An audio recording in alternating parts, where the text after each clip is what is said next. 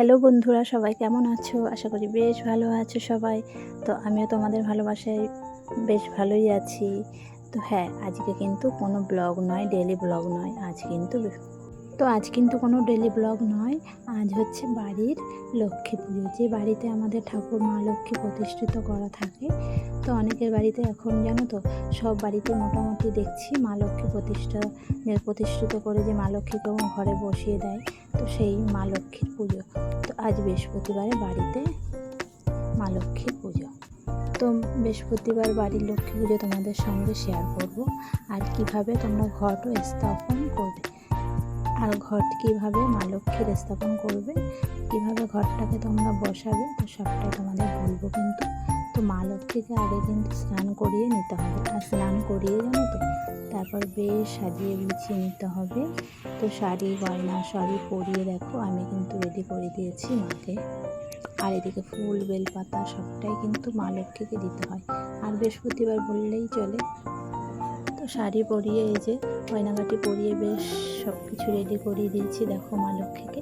আর বৃহস্পতিবারে যখন তোমরা প্রথমে মা লক্ষ্মীকে বসাবে না, তো প্রথমে কিন্তু আমি মা লক্ষ্মীকে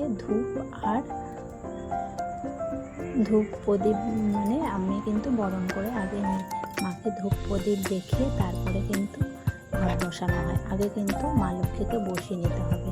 মাকে বেশ স্নান করিয়ে পরিষ্কার পরিচ্ছন্নভাবে রেডি করিয়ে বসিয়ে দিতে হবে। আর ঘর যখন বসাবে না, তোমরা ঘরটা যখন বৃহস্পতিবারে বসাবে, তো তোমরা এই ঘর বসানোর আগে যারা হয়তো গঙ্গার মাটি দিয়েও নিতে পারো, আবার অনেকে কোনো কিছু পেতলের থালা বা কোনো বাটির মতো ছোট, তার উপরে কিন্তু ঘরটাকে বসাতে হয়। তো হ্যাঁ, আমি কিন্তু সেরকম আজকে কিছু দিইনি, আমি পেতলের থালার উপরে দেওয়া হয়, গঙ্গার মাটি সেরকম একটা দিই না। তো ওইটা দিলে খুবই ভালো হয়। আর যখন ঘরটা বসাবে 3টে বেলপাতা নেবে, 3টে দুব্ব নেবে, আর তার সাথে 3টে ধান, আর ফুল আছে তুলসী পাতা অবশ্যই দেবে ঘর বসানোর সময়। তো এই আগে দিয়ে তারপরে ওর ওপরে কিন্তু ঘরটাকে স্থাপন করবে। আর ঘরটা দেখো আমি কিন্তু আমের পলক দিয়ে বেশ সিঁদুরের গাছ রেখে বেশ ঘরটাকে রেডি করে নিয়েছি। আর তারপরে কিন্তু দেবে তোমরা পান সুপারি দেবে, দিয়ে তারপরে আবারও কিন্তু ফুল বেলপাতা দিতে হবে ওই ঘটের ওপরে। হ্যাঁ, 3টে করে নিয়ে আবার কিন্তু দেখো তারপরে দেখো ফুল বেলপাতা আবারও কিন্তু সেই পান সুপারি দিয়ে ওর ওপরে, অনেকে আবার ডাবও ছোট ডাব দিয়ে দিতে পারো তোমরা। আর আমি কিন্তু প্রত্যেক বৃহস্পতিবারে মোটামুটি দিয়ে দেবো, পান সুপারি অবশ্যই থাকবে, আর তার উপর একটা করে কলাও দিতে পারো ঘটের ওপরটায়। বেলপাতা ফুল আবার কিন্তু দিতে হবে, আর খুব সুন্দরভাবে তারপরে আবার ঠাকুরকে বেশ ধূপ প্রদীপ দেখাতে হবে। তো তারপরে ধূপ প্রদীপ দেখিয়ে আবার শঙ্খ বাজিয়ে নেবে।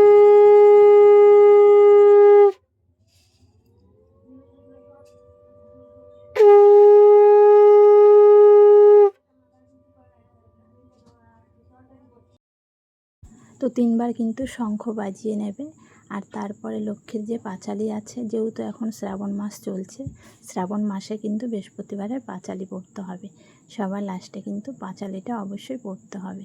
আর তারপরে দেখো আমার পুজো কিন্তু কমপ্লিট হয়ে গেছে। মা লক্ষ্মী দেখো ঘটও বসিয়ে দিয়েছি, সম্পূর্ণ পুজো কিন্তু কমপ্লিট হয়ে গেছে। তো বাড়ির লক্ষ্মী পুজো কিন্তু এভাবেই আমরা করে থাকি। আমার একটু ভিডিওটা কেমন লেগেছে সবাই কিন্তু কমেন্টে জানাবে। আমার ছোট্ট জায়গার মধ্যে মা লক্ষ্মী বসিয়ে দিলাম, আর এভাবেই আমি কিন্তু পুজো করি প্রতি বৃহস্পতিবারে। তোমাদের সাথে আরও অন্যভাবেও শেয়ার করব, আজকে একটু এরকমভাবে শেয়ার করে দিলাম। হ্যাঁ, আমি যেরকমটা তোমাদেরকে দেখালাম, তোমরা কিন্তু চাইলে এরকমভাবেও প্রতি বৃহস্পতিবার বাড়ির লক্ষ্মী পুজোটা এরকমভাবে করতে পারো। আর আমার পুজো কিন্তু কমপ্লিট হয়ে গেছে। তোমাদের কেমন লেগেছে সবাই একটু কমেন্টে জানাবে। নেক্সট ভিডিওতে আবার দেখা হবে। আর এরকমভাবে মা লক্ষ্মীর পুজো করা যায় প্রতি বৃহস্পতিবার।